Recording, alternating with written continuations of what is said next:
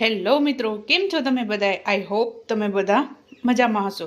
તો આજની આપણી રેસીપી છે મિક્સ વેજીટેબલ ઉત્તપમ બનાવીશું. તેના ઇન્ગ્રેડિયન્ટ્સ જોઈ લઈએ.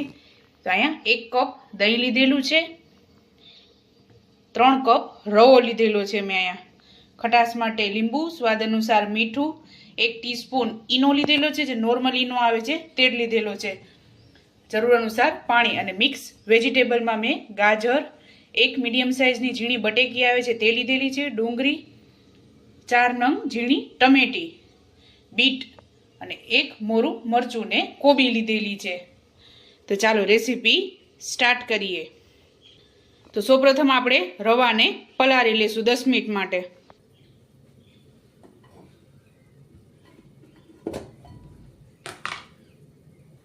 તો આપણે રવાને પલાળી લેશું 10 મિનિટ માટે. આપણે પલળવા દેવાનું છે.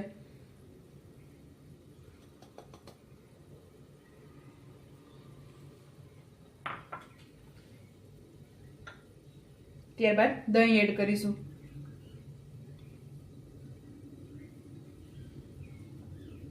અને થોડુંક પાણી એડ કરશું.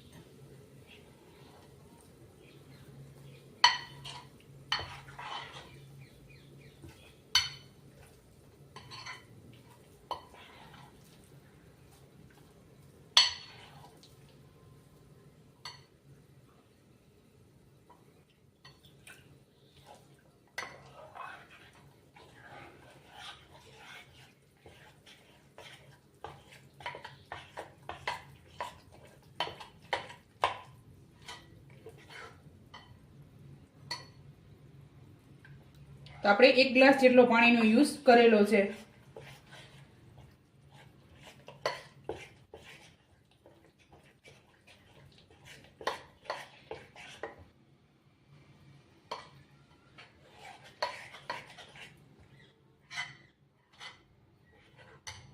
તો આપણે આ રીતે બેટર તૈયાર કરી લેવાનું છે.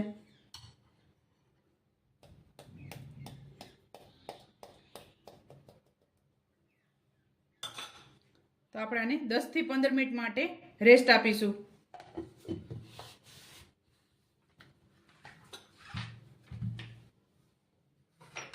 ત્યાં સુધી આપણે આ બધા વેજીટેબલને આ રીતે ખમણીથી ખમણી લેશું આપણે. તો આપણે આ રીતે જાડી ખમણી આવે છે તેમાં આપણે ખમણી લેશું આને.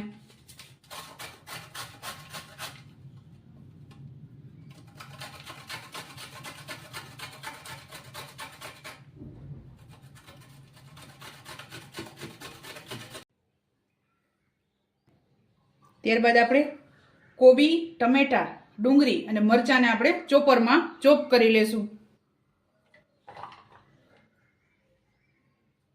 જે લોકો ડુંગળી ન ખાતા હોય તે સ્કીપ પણ કરી શકે છે.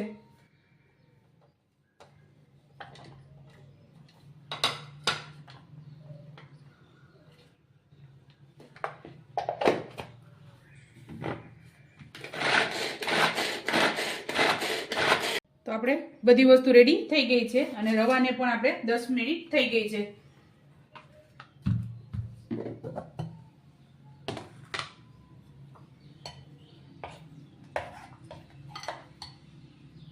તો આપણો રવો એકદમ પલળી ગયો છે અને સરસ બેટર રેડી થઈ ગયું છે. હવે આ બધી વસ્તુ આમાં એડ કરી દઈશું.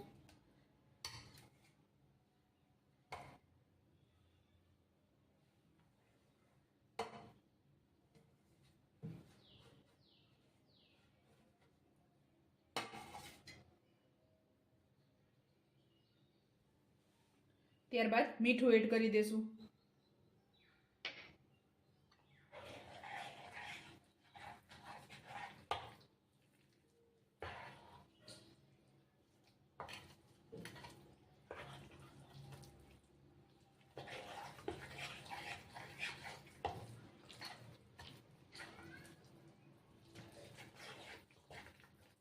લીંબુ એડ કરી દઈશું. તો અહીંયા આપણે ઈનો એડ કરીશું. ત્યારબાદ લીંબુ એડ કરી દઈશું.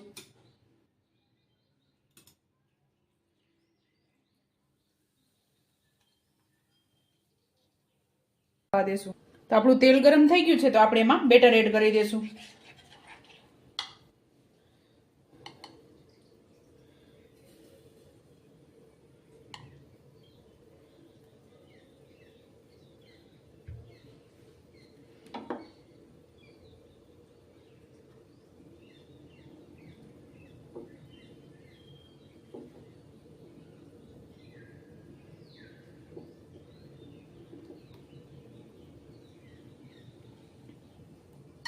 તો આપણે આને મીડિયમ ગેસ ઉપર પાકવા દેશું.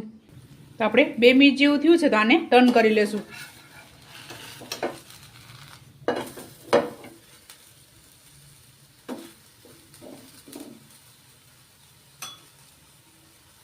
બે સાઈડ આ રીતે ગોલ્ડન બ્રાઉન થઈ ગયું છે તો આપણે આને ઉતારી લેશું.